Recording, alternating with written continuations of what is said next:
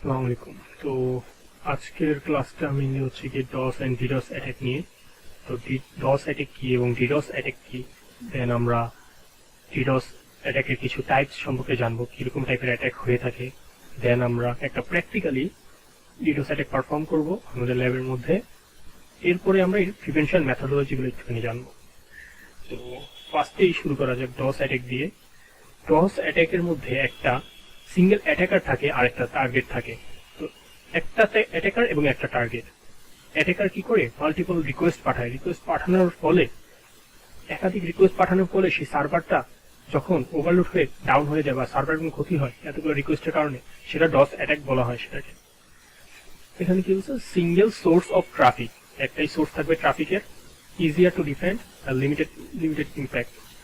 আর ডিডোসটা কি, ডিডোসটার মধ্যে মাল্টিপল ডিভাইস থাকে যেগুলোকে আপনার মেনলি ডিডোস অ্যাটাক দুই ভাবে দেওয়া হয় হ্যাকটিভেজ গ্রুপের মাধ্যমে। একটা হচ্ছে গিয়ে বটনেটের মাধ্যমে, আরেকটা হচ্ছে গিয়ে মাল্টিপল একটা বড় হ্যাকটিভেজ গ্রুপ থাকে, তারা তাদের মেম্বারদের দ্বারা সবাইকে একসাথে বসিয়ে ডিডোস অ্যাটাকটা পারফর্ম করে, যে সবাই তাদের ডিভাইস থেকে অথবা হোস্ট থেকে একটা টার্গেটকে অ্যাটাক করে।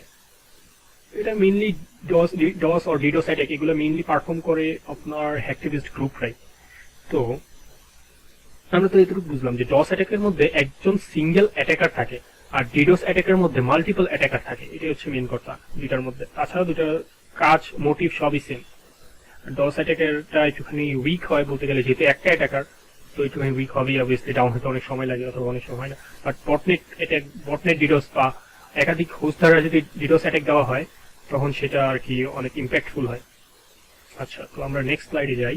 কি আছে, টাইপস অফ ডিডোস অ্যাটাক। তো এই জায়গায় আমরা দেখতে পাচ্ছি কয়েকটা টাইপস আছে, যেমন volumetric attack, protocols attack, application layer attack, zero day attack. Zero day attack হিসাবে আলাদা। এখানে ইউডিপি ফ্লোট ভলিউমেট্রিক অ্যাটাকের মধ্যে আছে, যেটা মেইনলি ভলিউমেট্রিক অ্যাটাকের মধ্যে মেইনলি ব্যান্ডউইথ ফ্লোট লিঙ্ক করা হয়, যেমন ইউডিপি ফ্লোটস করে, আইসিএমপি ফ্লোটস করে, যেটা আমরা পিং এর মাধ্যমে করা হয় আইসিএমপি দিয়ে। দেন হচ্ছে কি প্রোটোকলস অ্যাটাকের মধ্যে মেইনলি কি করা হয়, এটা হচ্ছে কি প্রোটোকলসের যে দুর্বলতাটা আছে সেটাকে ফায়দা নেয়, সেই জিনিসটার ফায়দা নিয়ে এটাকে এক্সপ্লয়েট করে সিম ফ্লোট অ্যাটাক করে। দেন হচ্ছে কি আপনার পিং অফ ডেট অ্যাটাক করে। দেন হচ্ছে কি অ্যাপ্লিকেশন লেয়ার অ্যাটাক। এইটা হচ্ছে গিয়ে টার্গেটেড যেমন অ্যাপ্লিকেশন গুলো আছে সেগুলোর ব্যাক এন্ড সার্ভারের যে আইপিটা আছে সেটাকে টার্গেট করেও করতে পারে, অথবা কোনো ওয়েবসাইটকে টার্গেট করেও করতে পারে। এখানে এসটিটিপি ফ্লোডিং করতে পারে, অথবা অ্যান্টিপ্রি অ্যাম্পলিফিকেশন, ডিএনএস অ্যাম্পলিফিকেশন হতে পারে। দেন স্লোলিস অ্যাটাক হতে পারে। তো মেইন কথা হচ্ছে গিয়ে এটা ভলিউমেট্রিকের ক্ষেত্রে কি হয়, ব্যান্ডউইথ ক্র্যাশ করে, আর প্রোটোকল অ্যাটাকের মাধ্যমে আপনার সার্ভার ক্র্যাশ করে, আর অ্যাপ্লিকেশন লেয়ার অ্যাটাকের মধ্যে মেইনলি ওয়েবসাইটকে ডাউন করার জন্য ইউজ করা হয়। তো এটা হচ্ছে গিয়ে টাইপস অফ ডিডোস অ্যাটাক। আর আমরা কি জানলাম, ইন্ট্রোডাকশনটা দিলাম ফার্স্টে। দেন হচ্ছে কি আমরা একটু প্র্যাকটিক্যালটা দেখি, যেটা কিভাবে পারফর্ম করা যায় ডিডোস অ্যাটাক একটা নর্মালি।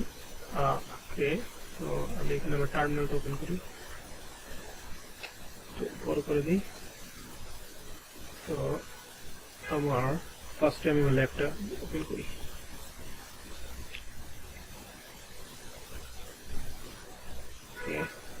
এখানে আমি একটা সার্ভার পাইথন একটা ওয়েব সার্ভার বানায় রাখছি, আর দেখি এটা আসুক।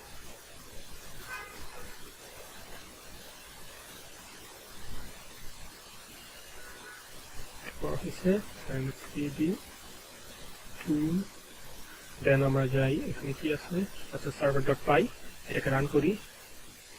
পাইথন সার্ভার ডট পাই, ওকে এটা রান হচ্ছে। এটা কোথায় রানিং চলতেছে, 192.168.1.192.500, তাই তো।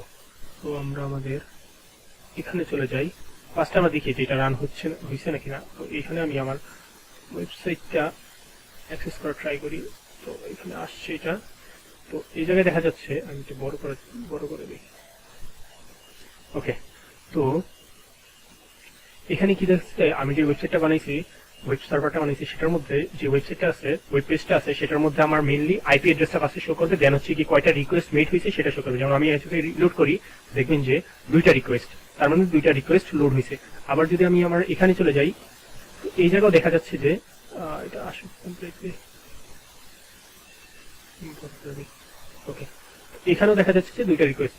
এই যে একটা এটা মাঝখান থেকে বিকনের 404 এটা আসে নাই, বাট মেনলি এই জায়গায় দুইটা রিকোয়েস্ট। এখন যদি আমি এটাকে এটা সাইডে রাখি অ্যান্ড এটাকেও যদি সাইডে রাখি, এখন যদি আমি রিফ্রেশ দেই পেজটাকে, কি দিচ্ছে এই জায়গায়, হোল্ড অন, আমার এই জায়গায় প্রবলেম হচ্ছে মনে হয়, স্ক্রিন ফ্রিজ হয়েছে।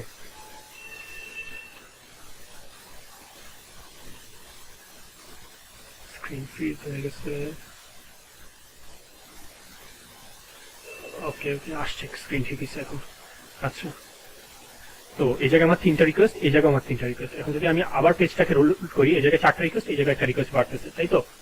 এখন এই জায়গায় আরেকটা রিকোয়েস্ট পাঠাচ্ছি। আচ্ছা, এটা তো বোঝা গেছে যে আমি যতগুলো এখানে রিকোয়েস্ট পাঠাবো বা যতবার রিফ্রেশ করবো ততবার একটা করে রিকোয়েস্ট কাউন্ট হবে, আর এই যে আমার সার্ভারও সেটা শো করতেছে যে কয়টা রিকোয়েস্ট গেল।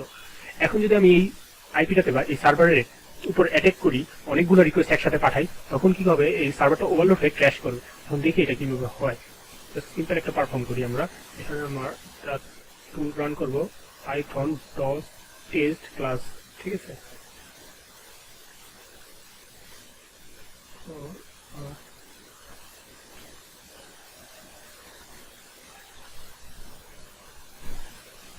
ওকে, এই জায়গায় এটা রান করি আর এখানে দিয়ে দেখি আমরা কি। এই দেখি 1000 কতগুলো রিকোয়েস্ট এখন যাচ্ছে সার্ভারের মধ্যে। এখন যদি আমি এই পেজটা রিলোড করি, 1892টা just blink of an eye এতগুলো রিকোয়েস্ট চলে গেছে। এখন যদি আবার আমি রিলোড করি, 4000 হয়ে গেছে। তো এতগুলো রিকোয়েস্ট সেন্ড করতেছে এই টুলটা, যার ফলে সার্ভারটা খুব, এই যে এখানে লোডটাও দেখা যাচ্ছে যে কতটুকু লোড হইতেছে। আই গেস খুব শীঘ্রই এটা ক্র্যাশ হয়ে যাবে। দেখা যাক। ওকে, 9000 রিকোয়েস্ট সেন্ড করে দিস অলরেডি, করতে থাকুক। ওকে, এটা হোক।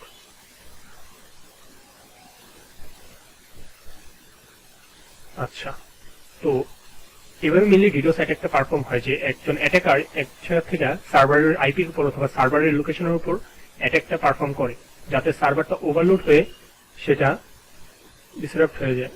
ওকে, এই যে আমার আর এটা হচ্ছে আমার।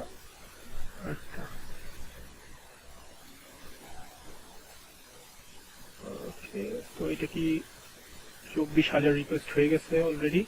দেখা যাক এটা কতক্ষণে সার্ভারটা ডাউন হয়, ওয়েবসাইটটা ডাউন হয় কতক্ষণে। ওকে, এখন যদি আমরা, আচ্ছা দেখেন ওয়েবসাইটটা তাহলে আমাদের ডাউন হয়ে গেছে। এখন এই জায়গায় আমাদের ট্রাফিকটাও কন্ট্রোলে এসে পড়ছে আস্তে আস্তে। দেখা যাচ্ছে যে নিচে ট্রাফিকটাও একদম কমে গেছে। ওকে, তো আমরা বুঝতে পারলাম যে এই যে overload shutdown website web server. আচ্ছা ঠিক আছে, এভাবে মেনলি একটা ওয়েবসাইট ডিডোস অ্যাটাকের শিকার হয়ে থাকে। আর এখন চাই আমরা কিছু প্রিভেনশন মেথডের উপর। প্রিভেনশন মেথডগুলো কি কি আছে সেগুলো দেখি।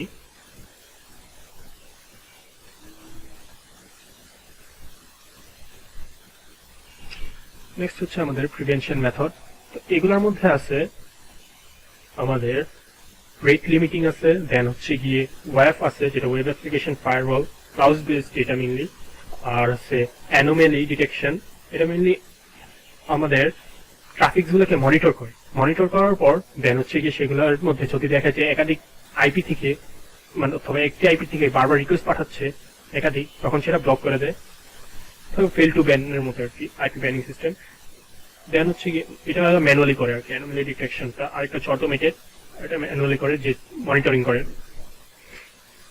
দেন হচ্ছে গিয়ে সিন কুকিজটা হচ্ছে গিয়ে আপনার একটা অ্যাটাক যেটা হচ্ছে গিয়ে আপনার 3-ওয়ে হ্যান্ডশেকটা কমপ্লিট না করেই সেটা রেখে দিয়ে চলে যায়। তো সিন কুকিজের মাধ্যমে কি করে, এটা হচ্ছে গিয়ে আপনার এই যে 3-ওয়ে হ্যান্ডশেকটা কমপ্লিট করলো না, যদি হ্যান্ডশেকটা কমপ্লিট না করে তখন সার্ভার ওই রিকোয়েস্টটাকে ডাম্প করে দেয়, আর ওয়েব সার্ভারের যে রিসোর্সগুলো আছে সেগুলো নিতে দেয় না। তো এটা একটা সিনাইট ফ্লোড অ্যাটাকের থেকে সেভ করতে হেল্প করে।